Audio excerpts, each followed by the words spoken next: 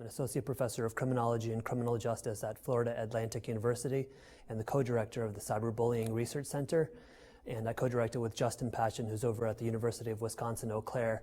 And we've been studying cyberbullying for almost 10 years now. And it's interesting because I remember reading about it in a People magazine editorial and then also seeing a quick mention of it in a child psychiatry journal. And so we thought, wow, no one's really studying this. We got to look at it more carefully and try to get a feel for what's going on out there when it comes to our youth and their technology use. Cyberbullying really took on a life of its own, and as we started to study it and get data from students, and not just percentages of how many have been victimized, but also hear about how it's affecting them emotionally and psychologically, and then of course with the growth of technology usage amongst the adolescent population with cell phones and smartphones and the internet and social networking sites, it really was something that we knew that we needed to study because more and more kids were being affected. When it comes to cyberbullying, we know that it is not an epidemic despite what media tends to portray. You don't have all these kids all over the place taking their own lives because they're being harassed online. That is an exception and not the norm. The norm is that when kids are bullied or harassed or mistreated or threatened or embarrassed or humiliated using the internet and computers and cell phones, they tend to struggle. When it comes to dealing with cyberbullying, it's interesting just to see the trends in how we've responded. First off, it was all these filtering and blocking mechanisms, trying to stop it at its source. And then we had more and more laws and more policies. And now, thankfully, we're finally moving into the arena where it's all about education and awareness. And I think that's what's most important because, youth, they're going to get around the filters, they're going to get around the blocks. And truthfully, laws and policies are not really going to deter them. If someone wants to give you grief, they're not going to think, oh, I remember that my state just passed this law and prescribed this penalty or punishment against this behavior last year, so no, I don't think I'm going to do it. No, if the opportunity is presented to themselves, then they're probably just going to respond by emotions and act out. So we've got to get into their heads. We've got to get them to think about what they're doing, understand that just because it's cyberspace doesn't mean it's not having real-world implications and ramifications. So there tends to be a lot of misinformation out there related to how to deal with cyberbullying cases. And to be sure, adults haven't grown up with the technology, and so they're kind of struggling. They're thinking, don't know how to deal with this. Should I address it as a traditional bullying incident, as if this was happening in my hallways or in my classroom or at the bus stop or on the playground? Is that how I should deal with it?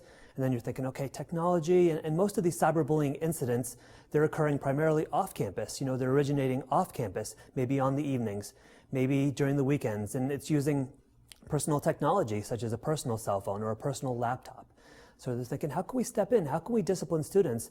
And they're also thinking, you know what? Students at my school are being affected. Like, I can tell that this girl is really troubled. I can tell that this boy is struggling and he's always looking over his shoulder to wondering when the next thing is going to come down. And so they feel like they have some obligation to step in, but they don't want to cross over any sort of legal bounds and then become implicated in doing something that they shouldn't have done.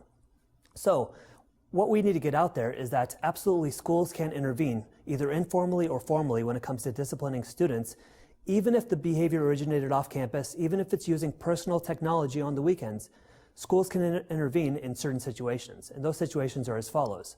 Whenever you have an expression online that disrupts learning at school, disrupts the educational environment, interferes with the educational mission of the school, interferes with another student's rights to feel safe and secure and focus in on learning at that school.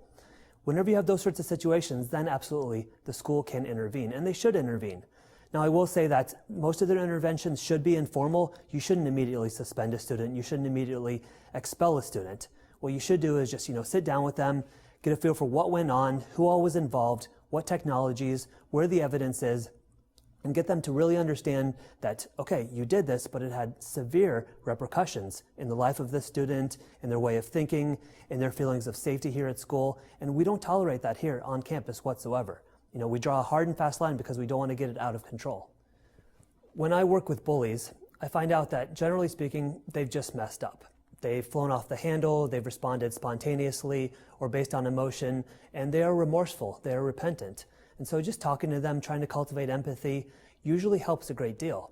I feel like they want a second chance, and you should give them a second chance in most circumstances because they just messed up like many teens do, like many adults do. When it comes to working with the victims of cyberbullying, I think it's really important first to make sure that they feel supported, make sure that they feel safe and encouraged. And then secondly, I think it's really important to validate their experience.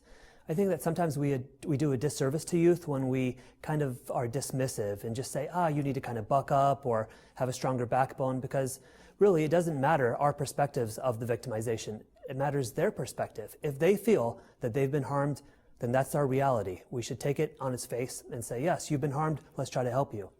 And so if you validate their experience and ask them also what they would like to see happen, I think it'll really, really help, because we tend to see that youth are hesitant to talk to adults because adults typically fly off the handle and respond reflexively. And we can't really risk that if we're a kid. We're thinking, I can't go to my mom, I can't go to the principal because they'll take away my technology. And I need my cell phone, I need my social networking access. It's like oxygen to me, and so I'd rather just suffer silently. And of course, that's not what we want from them. We want them to feel encouraged and emboldened to talk to us about these sorts of issues, and for them to know deep down that, look, my parent, my teacher, my counselor, my principal is going to come through for me if I give them a chance to come through for me. And so that's the message we're trying to get across.